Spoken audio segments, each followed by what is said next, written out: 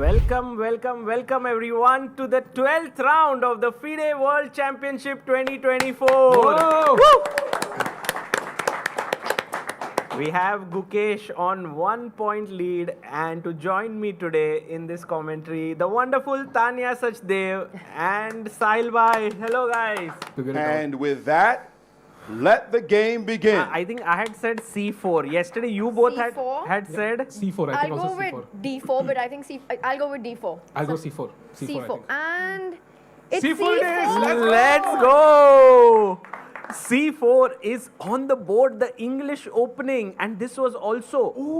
And Gukesh only pushes one square. He had played E5 last time. This reminds me of that movie dialogue, no, searching for. I think there was some movie, right, about Fisher, I think, Huh. where they say, and Spassky's preparation is thrown out of the window. Yeah, it's similar because he must have expected E5. Do you think, guys, Sahil Bhai, Tanya, that he'll go E4 and then we are suddenly in maybe French territory? No? No, very unlikely. Very unlikely. Because it'll be like, let's say if you play D5, suddenly, okay, this line is very, very different. Maybe Ding has not prepared. So perhaps, I'm not sure if this will happen. But yeah, already very interesting mind games. No dull draws today. It is very, very obvious. जो position है, जो attitude है players का. I think we are going to have a very, very spicy game. बहुत मजा आने वाला है भाई आज भी. Pawn on D4 again, by the way. Point. Oh, we have By a the move. way, someone did mention H6 here. Well done. H6 is the move that takes into control the G5 square for both these pieces. Actually, there's a perfect person whom we can ask this question. You spoke about press conferences. Joining us all the way from Singapore is the one and only Maurice Ashley here. Oh! Woo! Hello, Maurice. Hey, how are you doing, all of you? Maurice, we are seeing you every single day. We are enjoying your, first of all, hosting at the start of the match, then the press conferences. How has it been for you? It's been extraordinary. I get a front row seat, being able to watch these great players play, fight it out, big time event, in a beautiful place like Singapore. How can I complain?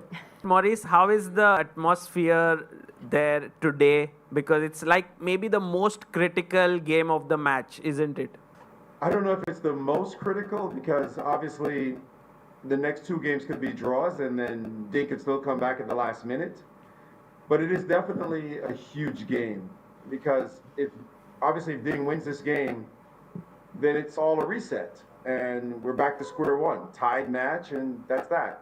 And no matter what happens, I mean, I don't understand. How is he 18 years old? He sounds like a 38-year-old. He might even sound 48-year-old. He's so wise. He's always cool, calm. Yeah, if I do well, so if I play the opening well, play the middle game, I screwed up in the end game, but I still feel good.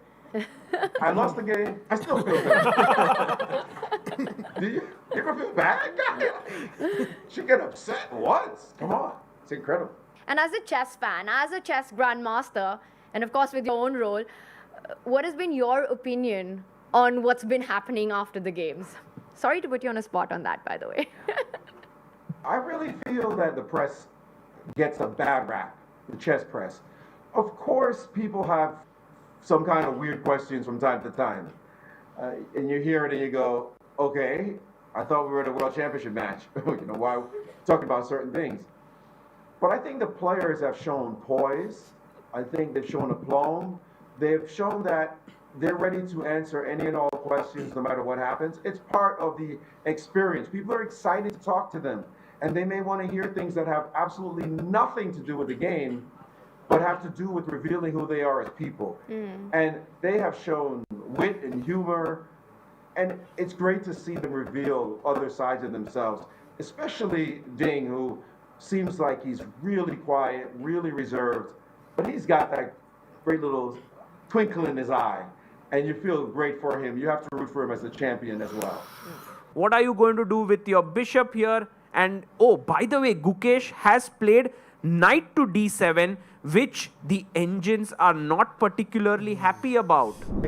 Vishy, we are actually really finding it tough to understand this game because it's so like strategic, moving slowly, and we are so happy that you are here and to maybe, throw some light as to what's happening. I thought you were going to help me with that.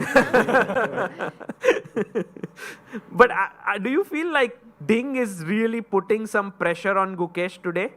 Yes, I think this was a good choice by Ding. Something quiet. So it's typical that when you're behind, having a position which you can prolong against your opponent, simply force them to make good move after good move, are the best kind of positions because they are partly fighting the position, they're partly fighting themselves. So that is the psychological idea at least. And on top of that, he's done an excellent job. He's managed to, with no neutralizing, he didn't play d4 early because then black exchanges everything, puts a pawn on c6, it's very solid. He's kept the tension and all the pieces on the board. I would think that's a huge achievement in this position. Okay, so d5, bishop f6. So queen c3, f5, d5, bishop f6, attacking the queen. Oh, we have a move, by the way. He has played bishop f6. Oh, bishop f6. He's played bishop f6. Which maybe is the second best move, perhaps. I don't know. At least from the bar, like it gives white a huge edge, but not as huge as maybe queen c8. So f5 was best, but bishop f6 was the next best move, perhaps. Not able to find any resources for black as such. Like even if queen c2 or knight e2, it just doesn't feel like black has some play. It's just you have to react. That's a really horrible position. I don't know, maybe I'll play knight e7 here. Knight e7. Then queen f. No, queen f5, I have knight c4, so still. In the middle, that this pawn against d3 against the pawn on e5, the two rooks getting to... Already rook e1, rook d1 started to feel very, very bad. Bishop g5, and it seems like an error by Gukesh. He's played his bishop there. d5 maybe? No, now... Okay. Let's think. Knight f4? I can... Knight Can I f4 is see? the only Is there another good move? I don't know, some h4 maybe? It's the only move that keeps an advantage. Wow. Oh, and he plays it. He plays it. Ding Liren in great form. He plays knight f4. But e4 is going, no, Tanya, at least. At the very least. I don't know if that... Yeah, knight c6, knight d4 you want. For Gukesh, it's like he can see all these things, so he doesn't even know what to move. Because knight d4, take, queen b4. So, what to play? Okay, he's about to respond. He He goes plays rook rook d8. d8. He's just waiting for Ding to go wrong somehow. I mean, I would consider b4 here. What about b4 with white? Oh, b4. So that if a b3, then you attack this. And b7. Nice. Wow. That's a very creative move. It's so difficult now that, I mean, there's no way that Ding even goes wrong here because... It's two extra pawns. 2 extra pawns and no tactics or nothing. The knight on b8 isn't in the game at all. Rook e7 is coming. Yeah, he might have to play f6 to control that square. Does that even help? Maybe rook e8. No, then you can take with the rook. No, if f6, then rook takes g7, bishop takes f8 and d8 queen. Oh. Can we show that? Can we show that? f6. Rook e8, yes? Rook Rook g7. g7. Just take No, on g7, take g7. on f8 and queen. Are. Beautiful, beautiful. Yeah, guys, I think this could be the last few moments of Gukesh having the match lead. Right. And Ding is doing it once again. Yeah, last year 5-6 down, coming Game back 12, game in with game the white 12, pieces. and he's kind of repeating what happened in 2023. Oh, F6. F6. And rook takes pawn would rook finish takes the game on the G7. spot. It's just over. And he He plays takes it and resigns. resignation. Wow. And Ding Liren equalizes the world championship. That is an insane victory on demand by Ding Liren, yeah? Great play, yeah. Played Great like play. a true world champion today. True.